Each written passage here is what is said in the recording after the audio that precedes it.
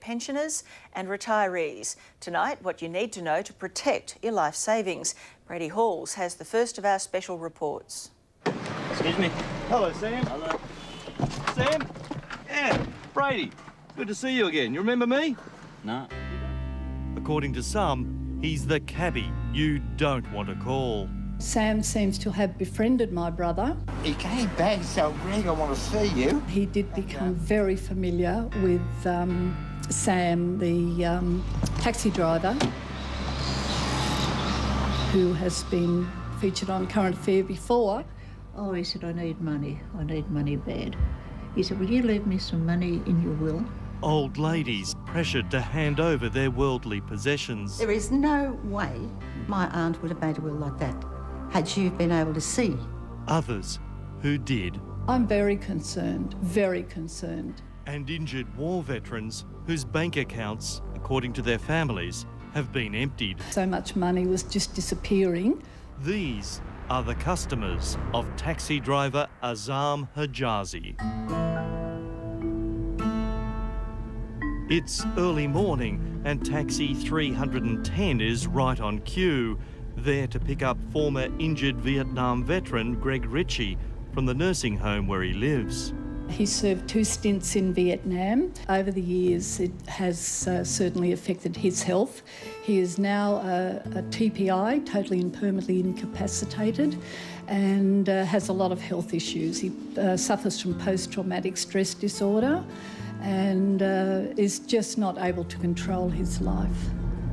There's not much money in the fare to the club round the corner. Well, not on the meter anyway. He believes people and he just has a lovely nature. Jan is Greg's loving sister, who says as an injured war vet, Greg gets a pension of nearly $1,000 a week. Jan, is Greg able to manage his own financial affairs? No, not at all. Not at all.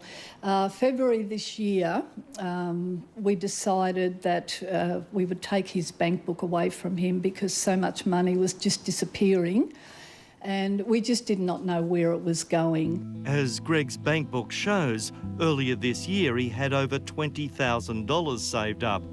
Then 2 weeks ago, alarm bells started ringing. When the direct debit came to be taken out of his account For the nursing home? For the nursing home, there was no money there. But she said you had $23,000 in February, but they've got nothing now. And she's worried. That is rubbish. I've never had that.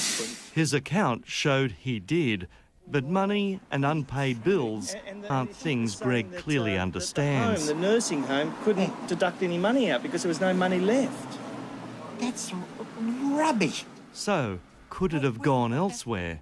No, Greg has never gambled in his life. He does enjoy a drink, but he's never been a gambler. He doesn't go out like to shows, or he doesn't dress up with, you know, really good clothes, and doesn't lead the high life. Sam is really the only person in his life. Greg does not have friends. I've been young to Sam on the taxis, well, even my late mum. For I'd say 15 years. This is right. My mother lived in the same area. And she used to catch Sam's cab quite often. I've been in Sam's cab myself when I've gone to Sydney and had to go shopping and so on. He was the local taxi driver? He was the local taxi driver. And then brother, one day, everything changed. We saw the story on A Current Affair. Oh, he said, I need money bad. He said, will you leave me some money in your will?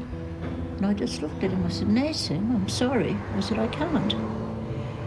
He said, you got the house. Yes, like Jean Smith, we have met Sam before. That means he said, I get nothing.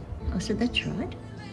According to her family, Frances Jensen wasn't so hard to talk around. Could she see? No, she had molecular degeneration.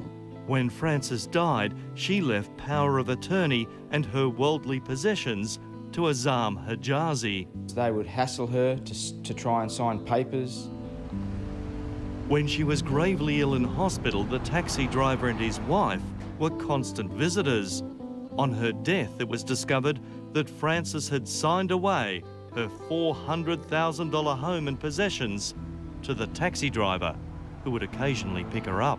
And we have no say as the family whatsoever. and no way of changing it. What was her maiden name? Do you know what her favourite colour was, Sam? Sorry? Do you know what her favourite colour was? What was her favourite meal? Do you know anything, aside from her financial details, do you know anything about her at all? Sam did have one more document, though, for the woman who was a staunch Catholic. Why do you think she converted to Islam? That's her business, not my business. With a scrawled signature and a typed note, Frances said she wanted to be buried as a Muslim and not in the final resting place beside her beloved husband that she had purchased 34 years earlier.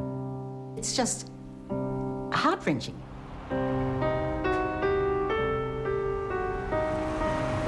When Jan's family saw our story, they called a family meeting to discuss their taxi driver.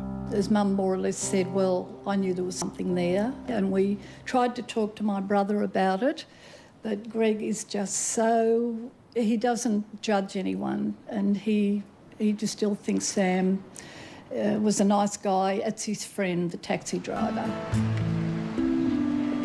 We went to ask Sam if he knows what happened to Greg's money. Don't want to talk about it, Sam? Nothing to say? Sam, tell me, how did you go with Frances's estate in the end? He's got plenty to say to Greg, though. Sam did get my brother a mobile phone. Why would he buy him a phone? This is it. Maybe more control. And you don't know how many times Sam may be calling your brother on that phone each day? No idea. No idea. Oh, you going to charge me? He's turned the meter on. You've done pretty well out of this business, haven't you? You've contacted the police. What did they say to you? It was mentioned that in March this year, Greg actually filed a report saying that somebody was taking money from him. The police told you this? Yes, they did. New South Wales Detective Inspector John Patel has told us Campsie detectives have commenced an investigation into the activities of Azzam Hijazi, and if through their investigations they obtain evidence that Hijazi has fraudulently preyed upon the elderly or sick, he will be dealt with accordingly and placed before the courts. You got nothing to say? Feel free to pull over at any time, Sam, because I'm bored with the conversation.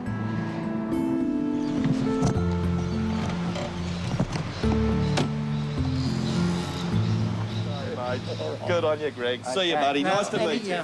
He's a wonderful man. He's fought for his country, and he just deserves better. Yeah, indeed he does.